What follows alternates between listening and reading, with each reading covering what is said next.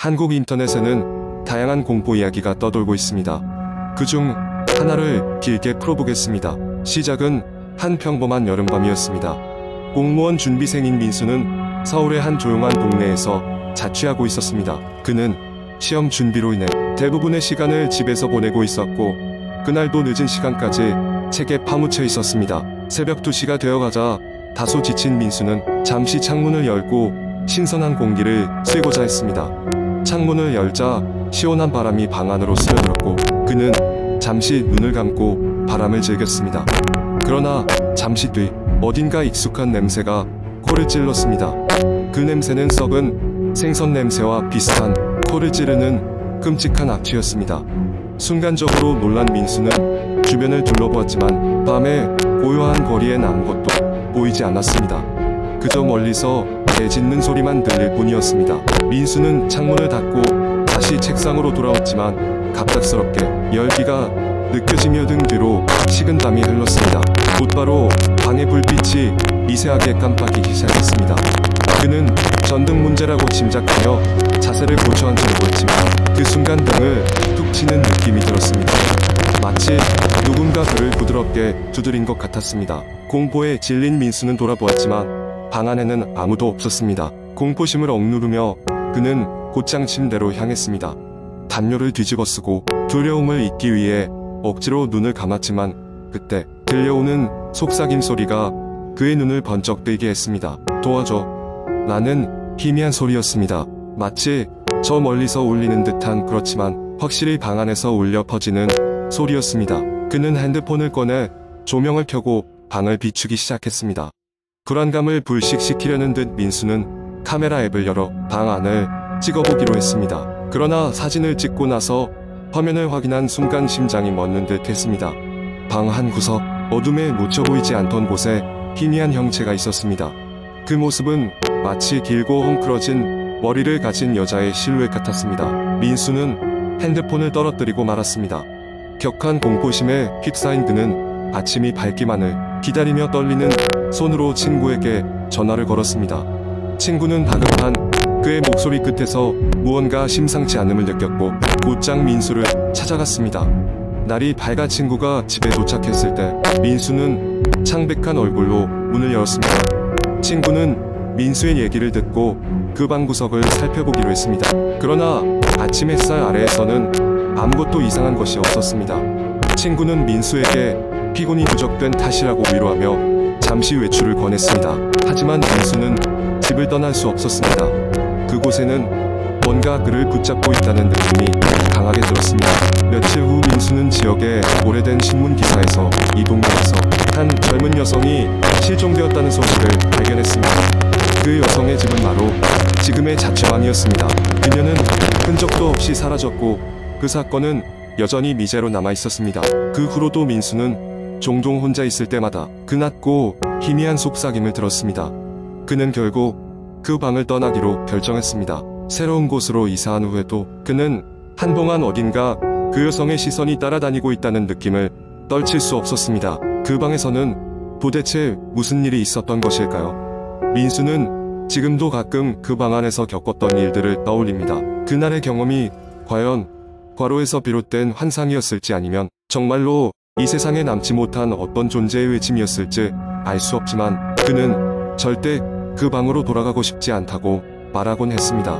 두 번째 이야기. 대학 시절이 끝나가고 있던 여름, 나는 학교에서 가까운 작은 오피스텔로 이사를 갔다. 다른 학생들과 달리 나는 종강 후에도 캠퍼스 근처에 머물며 여러가지 일을 해야 했기 때문이다.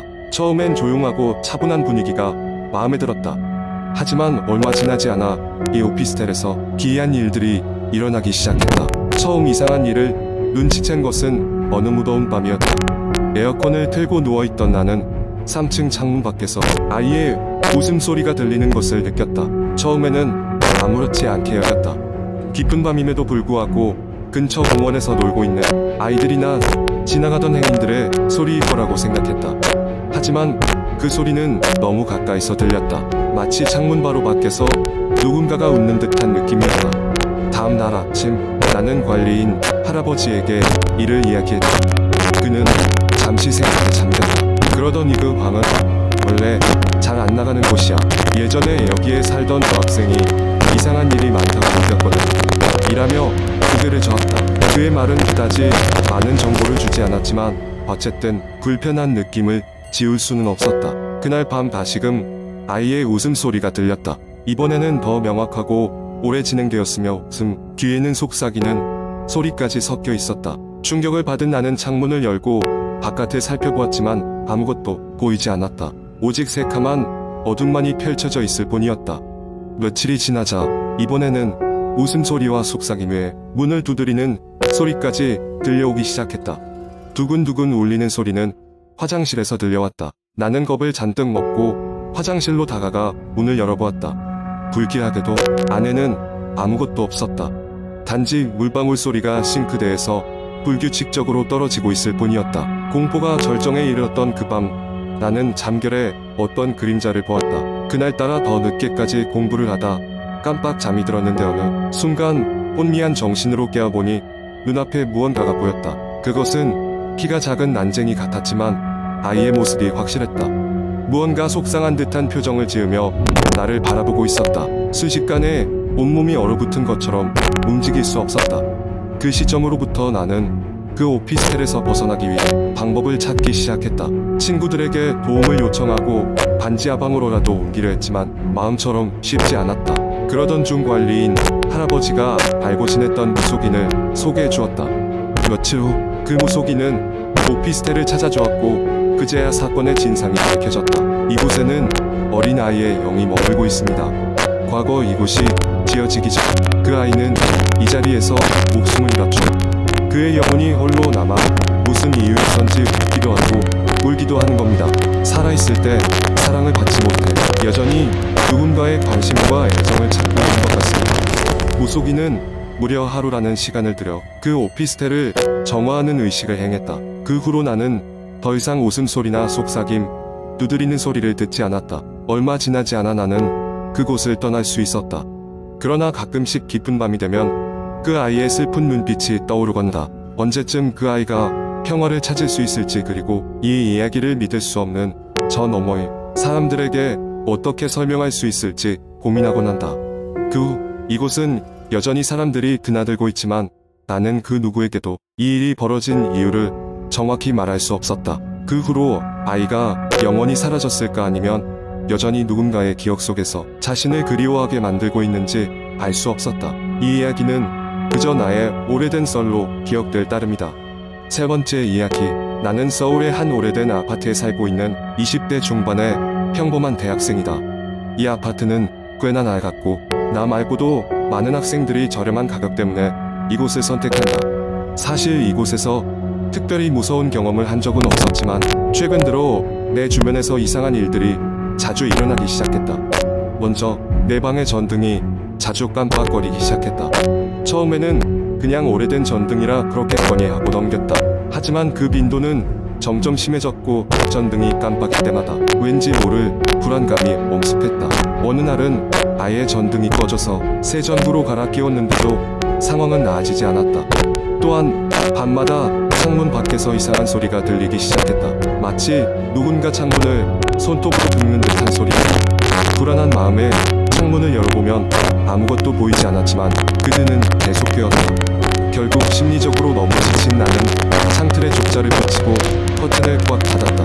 그러던 어느 날 밤, 그동안 쌓였던 피로 때문에 깊은 잠에 빠졌다. 그런데 그날따라 꿈에서 이상한 장면을 보게 되었다. 꿈속에서 나는 낯선 공간에 서 있었고 주위는 온통 어두웠다. 그리고 갑자기 어디선가 나타난 낯선 여자가 내 앞에 서 있었다. 그녀는 머리가 길고 창백한 얼굴을 하고 있었으며 나를 바라보며 입을 열었다. 여기서 나가야 해. 그 말을 남긴 채 그녀는 다시 어둠 속으로 사라졌다. 잠에서 깨어났을 때는 등골이 오싹해지며 식은땀이 흘렀다. 꿈인지 생시인지 분간이 가지 않았지만 그 여자의 말은 내 머릿속에 계속 맴돌았다. 그 후 며칠간 계속되는 전등 깜빡임과 이상한 소리 때문에 나는 결국 이 집을 떠나기로 결심했다. 짐을 싸고 이사를 준비하던 중 옆집에 살고 있는 오랜 친구가 다가왔다. 그 친구는 이사를 말리며 몇 년 전 이 아파트에서 일어났던 사건에 대해 말해주었다. 몇 해 전 이곳에 살던 한 여학생이 불의의 사고로 세상을 떠났고 그녀가 살던 방이 바로 내 방이었던 것이다. 사람들은 그녀의 영혼이 아직 이곳을 떠나지 못했다고 수군거렸고 그때부터 이상한 현상들이 나타났다는 것이었다. 이야기를 듣고 난 후는 그 여학생이 내 꿈에 나타난 여자가 아닐까 하는 생각이 들었다. 그녀는 그저 자신의 죽음을 알리고 싶었던 것인지도 모른다. 결국 나는 계획대로 이사를 떠났고 그 뒤로는 더 이상 이상한 일은 일어나지 않았다. 하지만 종종 그 여학생의 안타까운 사연과 얼굴이 생각날 때마다 나는 가슴이 먹먹해지곤 한다. 이후 내가 이사한 곳에서는 더 이상 기묘한 일은 일어나지 않았고 나는 평범한 일상으로 돌아갔다. 하지만 그 아파트를 지나치게 될 때마다 그곳에 머물러 있었던 짧지만 긴장감 넘쳤던 시간들이 떠오르곤 한다. 이제는 시간이 조금 지나 그때의 일들도 희미해졌지만 가끔은 그 여학생이 나에게 도움을 구했던 것일 수도 있다는 생각에 마음이 무거워진다.